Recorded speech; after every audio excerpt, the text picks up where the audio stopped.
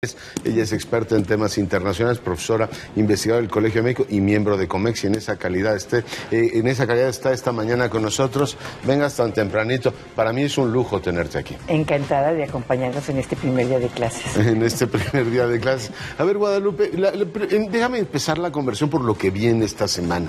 Va a haber reunión Cumbre de las Américas y tienes una América, pues no te diré que echa polvo, pero casi, ¿no? Brasil, revisas Perú, revisas la tensión en Venezuela. ¿Tú le ves mucho sentido a que haya una Cumbre de las Américas en estas condiciones cuando lo que van a discutir es integridad y gobernabilidad democrática? Mira, este es un muy mal momento para reunirse, pero al mismo tiempo estas reuniones se tienen que llevar a cabo. El simple hecho de que una región tan dividida, los mandatarios ahora acaban de confirmar, 21 de ellos, se reúnan, se den cita, ya es un logro relativo, ¿no? Porque también el cancelarlas tiene muchísimos costos. Están los que no han renunciado y los que no están en la cárcel, ¿no? O sea, es como paradójico. ¿Sí? Es paradójico, entonces es un muy mal momento. No hay que esperar demasiado. Las últimas dos cumbres, por ejemplo, han terminado sin una declaración conjunta. Yo te diría que no va a haber declaración conjunta, en lo más mínimo.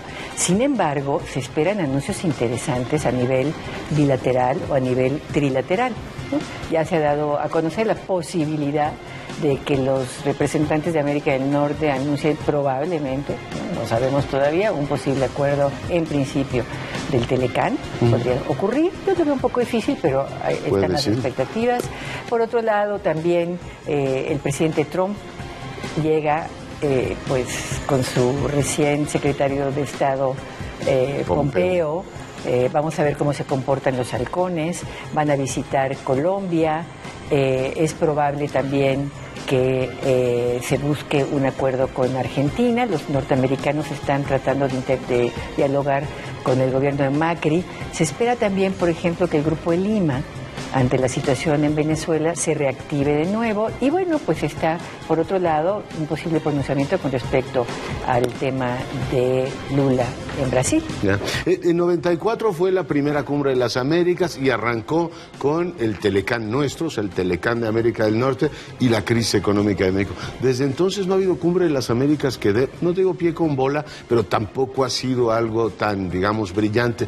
Tenemos que acostumbrarnos de 94 a 2018 a que Estados Unidos ya no tiene una visión hemisférica, una visión que tuvo su lógica en la, digamos, perspectiva de la Guerra Fría, pero en los últimos años ya son 3 administraciones americanas que dicen, bueno, en realidad agenda hemisférica, lo que dice agenda hemisférica no tengo. Y ya empieza a ser ese el común denominador, Guadalupe. Sí, por completo. Y yo creo que el punto de quiebre fue el 2005, en la famosa la del Mar del Plata, ¿no? Del Mar del Plata, en donde por un lado Estados Unidos venía con una visión que era la de un acuerdo de libre comercio hemisférico, y los gobiernos de izquierda, ya en ese momento todos en el poder con una agenda muy anti-libre comercio, le dieron sepultura a ese proyecto. Y a partir de entonces, efectivamente, no ha sido posible que desde los Estados Unidos haya una visión hemisférica. Es probable. Hay que rendirnos a la evidencia de que no la hay, Guadalupe. Bueno, mira, yo creo que... ¿O puede haberla? Puede haberla por una razón, porque China cada vez está más presente y por ahí también está la sombra de Rusia.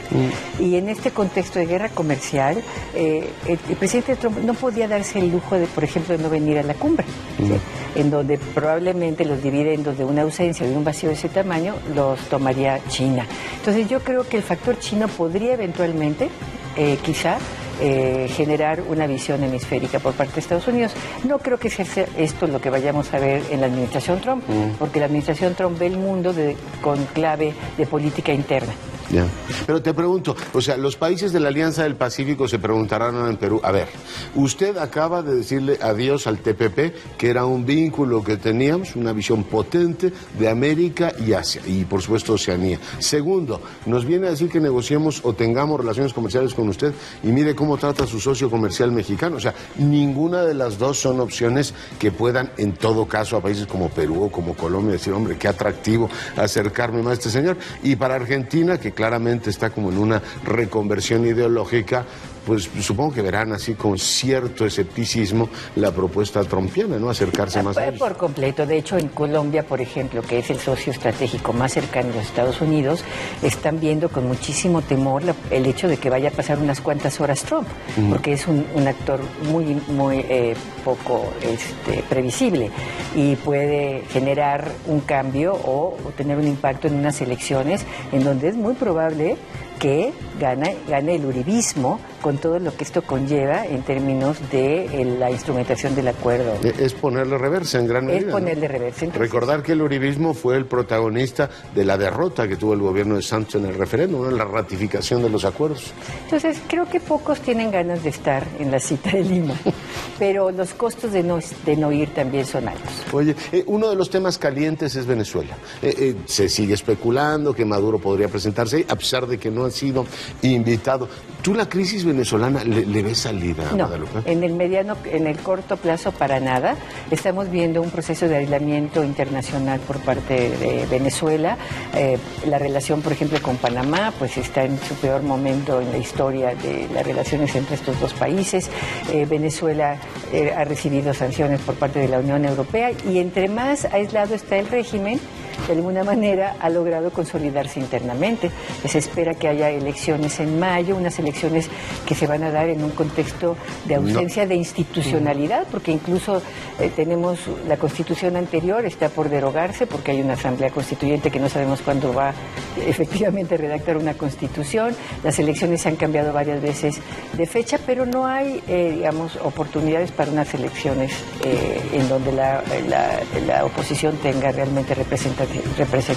Porque tenemos el peor de los mundos, ¿no? O sea, convocan elecciones, además las adelantan para decir, a ver, esto va a ocurrir cuando yo diga. Segundo, una fragmentación atroz de la oposición venezolana, están peleando hasta porque vuela la mosca. Y lo tercero es que, bueno, pues tienes una comunidad hemisférica muy poderosa, pero impotente para doblar la voluntad de algunos países caribeños, ¿no? Impotente y no tiene la capacidad efectivamente para emitir una declaración. Y por otro lado, al mismo tiempo, si le sumamos a esto, el que el presidente Trump no ha descartado, lo veo un poco probable, pero al menos la retórica la ha elevado, una acción militar y se habla de la posibilidad de un embargo petrolero. Entonces, no hay solución y vamos a seguir un poquito sobre este mismo camino.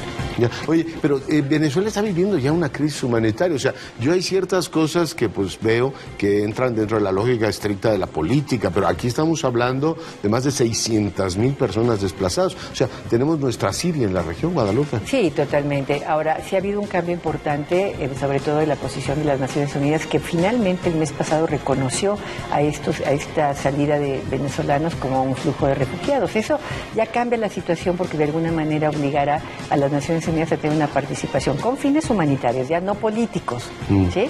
Para tratar de aminorar el conflicto, ¿no? Finalmente te pregunto, México está muy solo en el pleito en las discrepancias que tiene con los Estados Unidos. O sea, ¿tú esperarías, por ejemplo, que en Lima varios países latinoamericanos dijeran, oye, estamos cerca de México, ¿qué es esto de no militarizarle, pero desplazar a la Guardia Nacional a su frontera? Es un gesto poco amistoso. En suma, ¿nos ves muy solos, Guadalupe? Mira, yo creo que más que solos, los mexicanos, el gobierno mexicano ha sido muy cauto, intentando que nadie más lo abrace en este diferendo. Claro, porque no quisiera confrontarse más con los Estados Unidos en medio de una negociación del Tratado de Libre Comercio. ¿Y tú le ves lógica a eso? De decir, por favor, no me ayuden.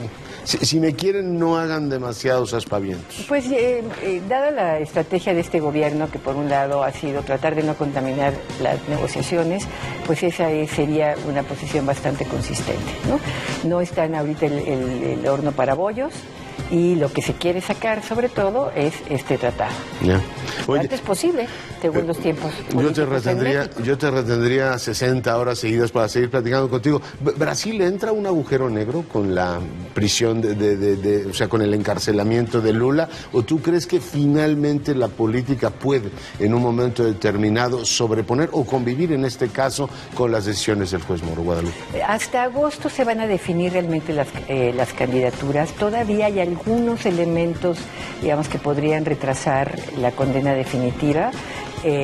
Sin embargo, yo creo que Lula va a dejar un enorme vacío y esto generará unas elecciones prácticamente sin candidatos claros, en donde probablemente, y de manera paradójica, sea la ultraderecha la que tenga mayor visibilidad, no posibilidad, este personaje impresentable. Es el Trump brasileño. Así es. Entonces vamos a ver una elección muchísimo más compleja, muchísimo más incierta que la que está viviendo México, por ejemplo. Entonces sí, vienen tiempos aciagos para Brasil. Muy bien, pues Guadalupe, un privilegio tenerte con nosotros. Encantada. Guadalupe González, ella es profesora investigadora del Colegio de México y miembro de COMEX, y en esa calidad nos ha acompañado el día de hoy. Jorge.